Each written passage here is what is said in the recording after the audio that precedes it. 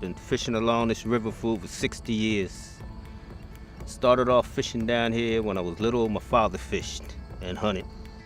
This is in the middle of a neighborhood. Come down here and you're like in the wilderness, and you don't realize it's in your backyard. People in this community are living riverfront and they don't know it anymore. The river, for generations, had a reputation and it had a stigma to it, that it was a place that was dangerous. It's a place that was polluted.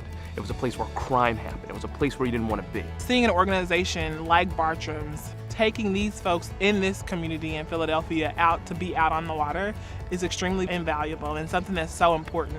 One of the things that we have to do here is we have to break a lot of stereotypes. Some people will put on a life jacket, they'll go out onto the dock, and then they'll just stand there and be like, I'm not getting onto a boat, I'm not getting onto a boat. And it can take 20 to 30 minutes to really get them to understand that, like, if you touch this water, you're not going to instantly melt. We want to make sure that people from all walks of life are working to protect clean water. Bartram's is a place where everybody can come. You can be a fisherman, you can be a community member, you can be a kid who just wants to get out and learn more about the water. When I was a child, you couldn't fish in this river. This river was polluted. If you came along, all you smelt was oil and sewage. Oil tanker blew over there and spilt the oil along the river. The Schuykill River was on fire. Now when you look at the river, you'd never believe it was the same river. 43 species of fish in here that would have never been in this river. You'll find anglers down here almost 24 hours a day. I think that access to the river and access to the natural lands that surround the river are really vital, just in the sense of giving people some space and some room to breathe. When I'm stressed, when I need to get away, when I need to think, when I need peace and quiet.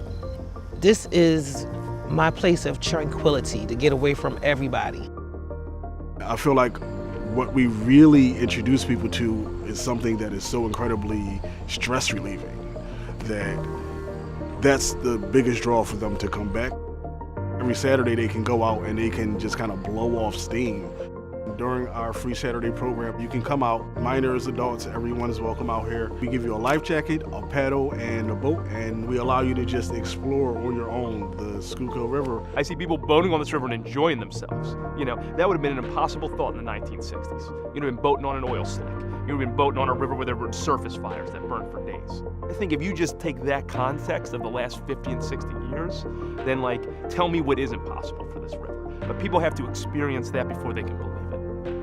If you look at the Schuykill River, you'll see that there are refineries up and down this river. And if it wasn't for the Clean Water Act, those refineries would be able to pollute into that water endlessly.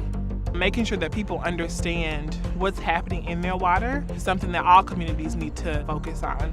We need stronger clean water protections and not weaker ones, because we don't want to go back to water catching on fire.